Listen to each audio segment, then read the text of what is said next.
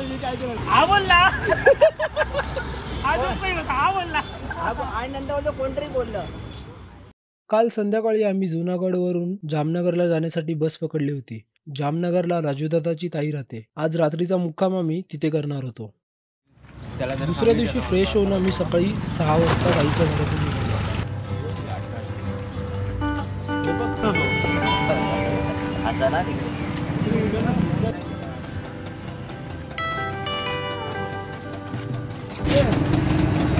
जिंदा रहेंगे तो मिलेंगे. भाऊजी चला, थँक्यू भाऊजी. चला भाऊजी चला. आपको मालूम है. चलो द्वारका. चलो द्वारका. हे मी दिसत नाही रे. द्वारिका जय.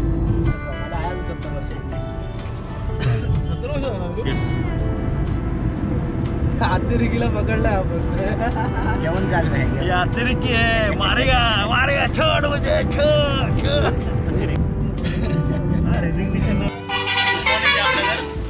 जामनगरी चहा आणि आम्ही चाललो आहे द्वारकाधीशकडे चाललो आहे ते दर्शन करायला.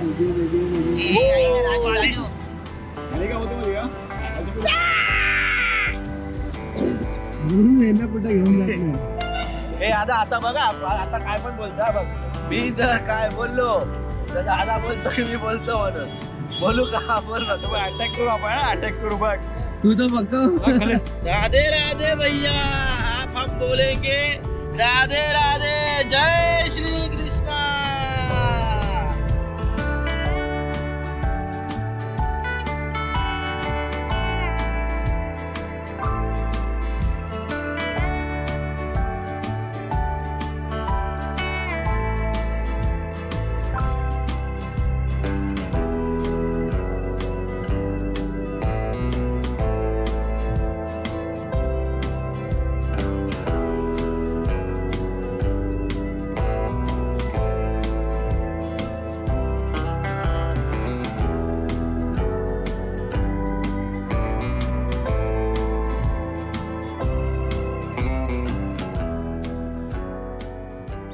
दोन तासांच्या प्रवासानंतर आम्ही पोहोचलो श्रीकृष्णांच्या द्वारका नगरीत.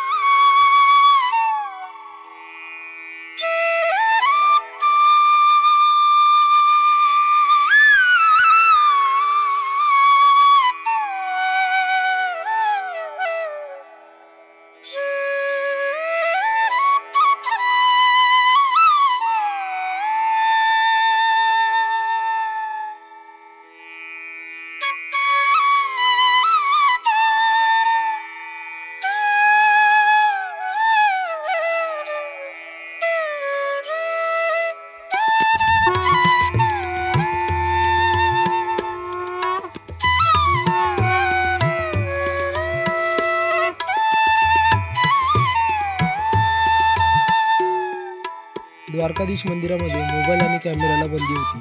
त्यामुळे तुमचे मोबाईल ठेवण्यासाठी बाहेर लॉकर्स उपलब्ध होते. राधे राधे. राधे राधे.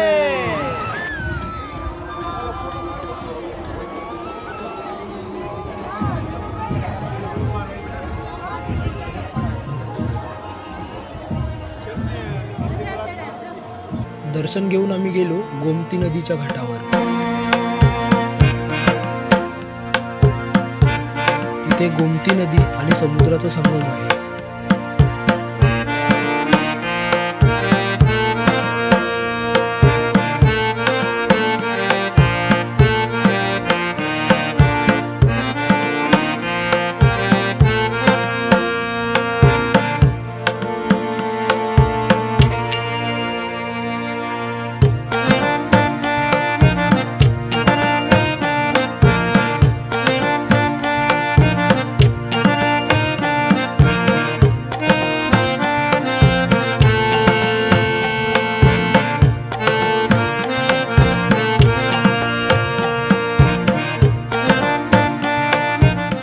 आणि मग अखेर परतीच्या प्रवासाला सुरुवात झाली.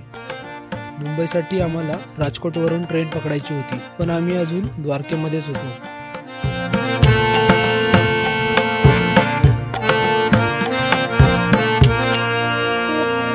मंदिरातूनच द्वारका ते राजकोटसाठी आम्ही ट्रेनचं बुकिंग केलं.